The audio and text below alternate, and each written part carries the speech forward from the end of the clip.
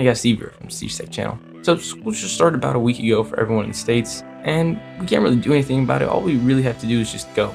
Although I believe I can help you out just a little bit by making it easier on you, or at least try to do the impossible task about making it a little bit more fun. So here we go. These are my top apps for school. Now some of them may seem unconventional, but I assure you I use every single one of these apps, and I won't recommend something without experience.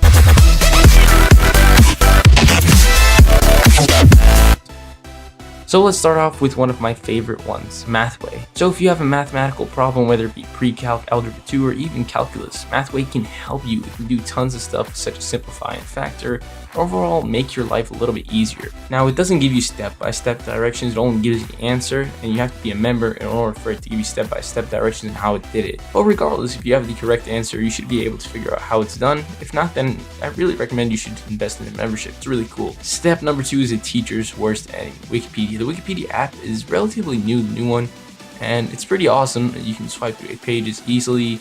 You can make an account and do a couple stuff on it. The best part is you can save pages for offline use if you want to save a little bit of data, so that's pretty cool.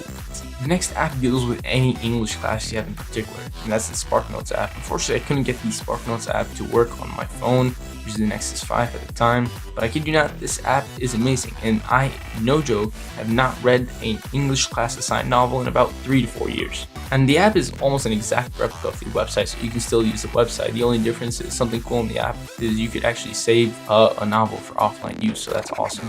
Now for note taking, you could use a lot of apps such as Evernote, Drive, Microsoft 360. I recommend just using Google Drive and Docs with 15 GB free storage. You can't really go wrong. It just syncs all your documents across all your devices. I really say that's the winner, but if you really use Microsoft services more, then you can just use Microsoft. And Evernote is cool, but I don't think it allows you to save documents for offline use, so that kind of sucks. For flashcards, I recommend these two apps, Quizlet and StudyBlue.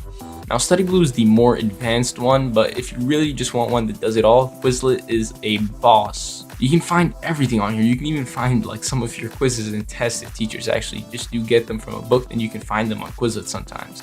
And it's also available on a variety of platforms.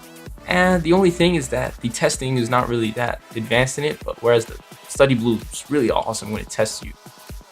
Now, I don't really keep track of my homework. All I really do is just keep it in my mind. Sometimes I write the advanced stuff down, but overall, I hear from people that you can download Google Calendar and Google Keep, which is sometimes what I use. Again, it's really based on what you want to do. If you want to build a Google-oriented system, then you could probably just use Google Calendar and Keep. I really like Keep. I don't really use it that much for school, mostly just YouTube, but it allows you to color code stuff, make checklists really easily, and it syncs in with a lot of stuff such as Google Now.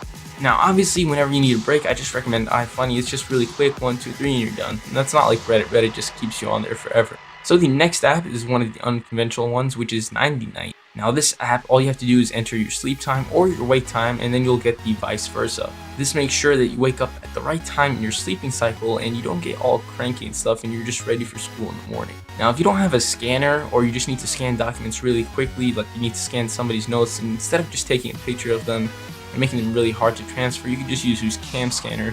It just turns those notes that you took with your phone with a picture, it turns them into a PDF. And it makes that easier to transfer and to read when you read it in between devices and transfer it between devices. And then you can just upload the document to Google Drive. The last and final app is Shush. I love this app. It saved my life thousands of times because my school has a really strict no phone policy. So what this does, all I have to do is I lower it just in the morning, regular time, and then it just pops up something telling me what time I want it to be back on and what's the loudest I want it to be on. Now there are a couple apps I didn't have time for, and I'm going to put them in the description below, but I really hope you guys did enjoy this video. Please let me know if you guys want an iOS version of this, because I really have a ton of apps for iOS too. Be sure to comment, like, and subscribe, and remember guys, stay awesome.